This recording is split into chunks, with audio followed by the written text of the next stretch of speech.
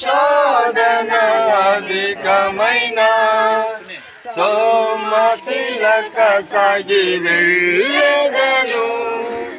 లోకము శరీరము లాగినను లోబడక నేను వెళ్ళెదను. లోకము శరీరము లాగినను లోబడక నేను వెళ్ళెదను. యేసు చాలును చాలును యేసు చాలును చాలును ఏ సమయమైనా ఏ స్థితికైనా నా జీవితములో యేసు చాలును. పాచిక బయలులో అరుణజయును శాంతి జలము చెంత నడిపించును. పాచిక బయలులో అరుణజయును శాంతి జలము చెంత నడిపించును. అనిశము ప్రాణము తృప్తి పరచును. మరల వచ్చి యేసు తెలుసుకోవాలి.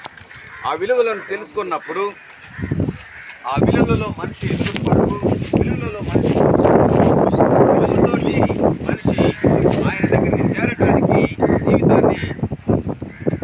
జీవితాన్ని మనకిచ్చినటువంటి ఆయుష్ దినాల్ని జాగ్రత్తగా వాడుకోవాలి. దేవుడు నా ఇష్టము నా జీవితము ఇలాగా మాట్లాడే మాటలు అవి మధురంగా పరలోకానికి చేర్చవు.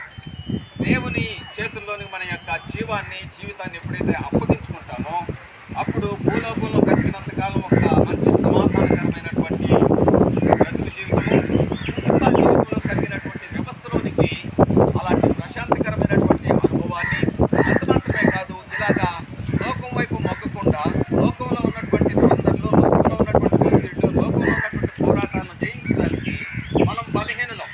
కాబట్టి బలవంతుడైనటువంటి యేసు వారి యొక్క గాయపడిన చేతిలో మన చేతి జీవితాన్ని కొనసాగించడానికి మన జీవిత ప్రయాణాన్ని మొదలెట్టినట్లయితే ఆ జీవిత ప్రయాణంలో వచ్చేటువంటి ప్రతి అవరోధాలను అధిగమించేటువంటి సహనాన్ని ఇవ్వగలరు, ఓర్పునివ్వగలరు, దయనివ్వగలరు, కనికరాన్ని ఇవ్వగలరు. ఈ యుద్ధంలో వస్తున్నట్టు మందిరానికి నడపడం ద్వారా, వాక్యాన్ని వినడం ద్వారా, వాక్యాన్ని అనుసరించడం ద్వారా, వాక్యాన్ని అనుభవించడం ద్వారా ఈ 4 అనుభవాలు ఎప్పుడైతే మనిషి జీవితంలో ఉంటాయో ఒక మంచి పేరు వాక్యంలో రాస్తాడు. వెండి బంగారం సంపాదించేదాన్ని